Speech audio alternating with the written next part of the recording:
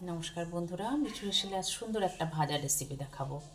এই ভাজাটা আপনারা সন্ধ্যেবেলা স্ন্যাক্স হিসাবেও খেতে পারেন, চায়ের সঙ্গে, এছাড়া ভাতের সঙ্গেও খেতে পারেন।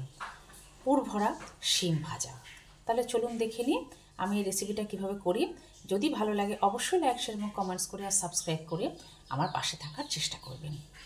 বন্ধুরা দেখুন, আজকে শিম দিয়ে যে রেসিপিটা করব, খুব সুন্দর একটা ভাজা রেসিপি এটা দেখাবো। আমি এই জন্য গোটা গোটা শিম রেখেছি, এছাড়া একটা পাত্রে আমি জিরে ধনে রেখেছি, একসঙ্গে হলুদ গুঁড়ো রেখেছি, আদা রেখেছি, আর এখানে কাশ্মীরি লঙ্কার গুঁড়ো রেখেছি। আমার সবই অল্প পরিমাণে লাগবে বলে পরিমাণটা অল্পই রেখেছি। এছাড়া আমি এখানে একটা আলু সেদ্ধ করে নিয়েছি। এরপরে এই যে শিমগুলোকে নিয়েছি, এই শিমগুলোকে আমি নিয়ে নিচ্ছি। দেখুন এইভাবে কেটে যে শিরাগুলোকে বার করে নিলাম। এদিকটা আবার একটু কেটে নিচ্ছি। এই যে শিরা দেখুন বার করে নিলাম। শিরাটা বার করে নিয়ে একটু ভালোভাবে পরিষ্কার করে নিচ্ছি। পরিষ্কার করে নিয়ে এই যে শিমটা আছে, শিমটার এইভাবে কেটে নিলাম, মধ্যের অংশটা ফাঁকা করে নিলাম। কেটে ফাঁকা করে নিয়ে এই যে দানাগুলো আছে, দানাগুলোকে আমি এর থেকে বার করে নিচ্ছি। এর থেকে সব দানাগুলোকে বার করে নিচ্ছি।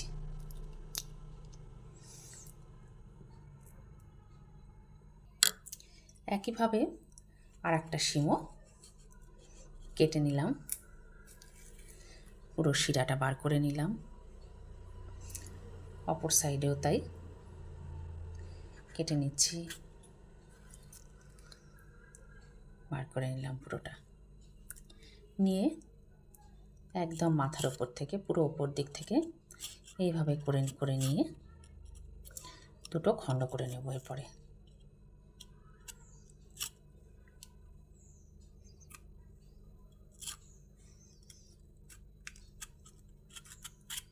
কেটে নিলাম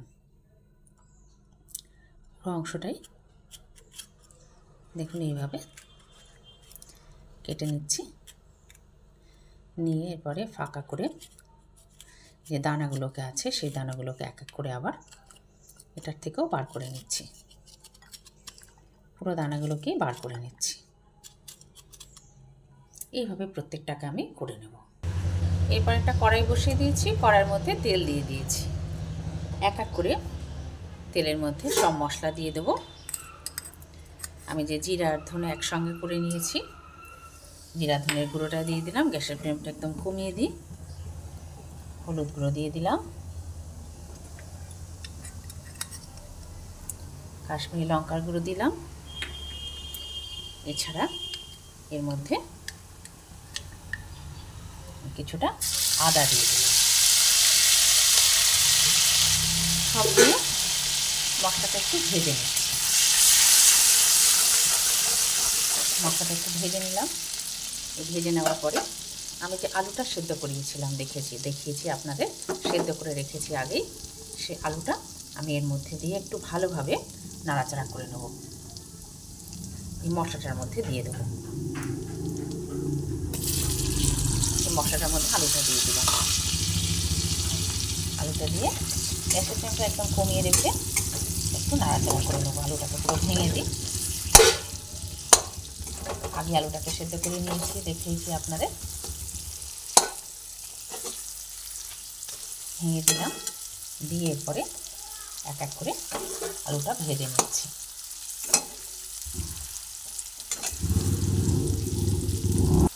এছাড়া এর মধ্যে একটু গোলমরিচের গুঁড়ো দিয়ে দিলাম, নুন দিলাম। সবই দেওয়া হয়ে গেল।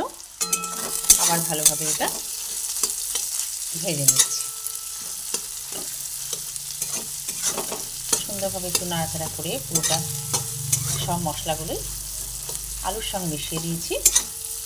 এবার একটু নাড়াচাড়া করে এইভাবে তারপরে এটা নামাবো। নামিয়ে একটু ঠান্ডা করতে দেবো। তারপরে শিমের মধ্যে ঢুকিয়ে এটা আমি এই ভাজাটাকে রেডি করব।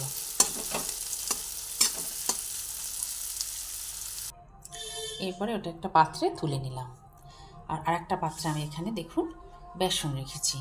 এই বেসনের মধ্যে কিছুটা নুন দিলাম। এছাড়া এক এক করে এর মধ্যে হলুদ গুঁড়ো দিচ্ছি, হলুদ গুঁড়ো দিলাম। এছাড়া কাশ্মীরি লঙ্কার গুঁড়ো অল্পই দিচ্ছি, শুধু কালারের জন্য, অল্প কালার হওয়ার জন্য কাশ্মীরি লঙ্কার গুঁড়োটা দিয়ে দিলাম। সব দিয়ে একটু ভালোভাবে এটা মেখে নিচ্ছি। এরপর এর মধ্যে আমি পরিমাণ মতো জল দিয়ে দেবো। এরপরে পরিমাণ মতো জল দিলাম, জল দিয়ে এটা পরে গুলে নিচ্ছি। এবার জলটা একটু দেখে দিতে হবে, একটু বুঝে দিতে হবে, জলটা অনেক বেশি দেওয়া যাবে না। ঘনত্বটা এই রকম হবে, আর একটু পাতলা হবে, আর সামান্য জল দিতে হবে। খুব বেশি জল এখানে দেওয়া যাবে না, আর অল্প জল দিলাম, দিয়ে ভালোভাবে এটা রেডি করে নিলাম। দেখুন এটা সুন্দরভাবে রেডি করে নিচ্ছি। দেখুন ঘনত্বটা কেমন হলো। খুব বেশি পাতলাও করা যাবে না, আবার খুব বেশি ঘন এটা করা যাবে না।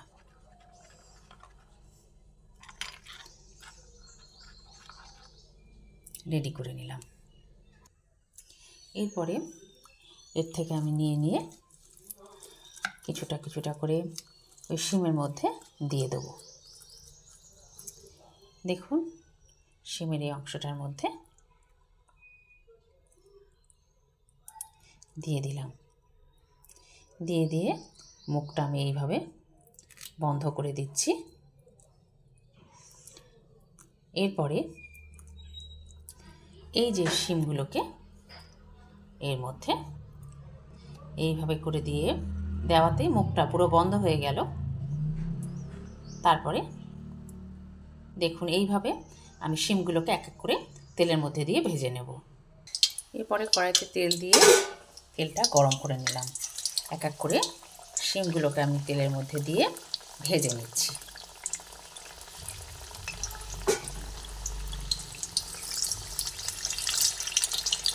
তেলটা একটু বেশি দিয়ে দিতে হবে, ডুবো তেলে শিমগুলোকে ভেজে নিতে হবে। দেখুন কীভাবে করেছি, ভেজে নিচ্ছি।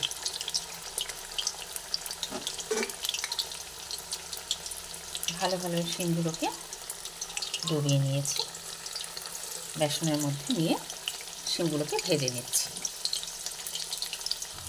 এরপরে দেখে নেব শিমগুলো একটা দিক কতটা ভাজা হলো। দেখুন শিমের মুখটা যে বন্ধ করেছি বেসন দিয়ে, কোনো মুখই কিন্তু খোলেনি। একটা দিক কিছুটা ভাজা হয়েছে, সেজন্য উল্টে দিলাম। দেখুন সব কটার মুখ আটকে আছে, ওটাই কিন্তু মুখগুলো খোলেনি। এইভাবে একটু তেলটা একটু বেশি দিয়ে শিমগুলোকে ভেজে নিচ্ছি। শিমগুলোকে কড়া করে ভেজে নিলাম। ভেজে এবার তেলটা ঝরিয়ে আমি একটা প্লেটের মধ্যে তুলে নিচ্ছি। দেখুন প্রত্যেকটাকে তেল ঝরিয়ে নিচ্ছি। আপনারা এইভাবে ভেজে নিয়ে ভাতের সঙ্গেও খেতে পারবেন, বা চা দিয়েও খেতেও আপনাদের ভীষণ ভালো লাগবে। এইভাবে বাড়িতে করে নিয়ে বাড়িতেই যে কোনো জিনিস করে খাওয়ার আমরা চেষ্টা করব। সব কটা শিমের পুর ভরা ভাজাগুলো একটা পাত্রে আমি প্লেটে রেডি করে রাখলাম। আপনাদের যদি আমার এই রেসিপিটা ভালো লাগে, অবশ্যই আপনারা আমার মতো এইভাবে এই রেসিপিটা করে খাওয়ার চেষ্টা করবেন।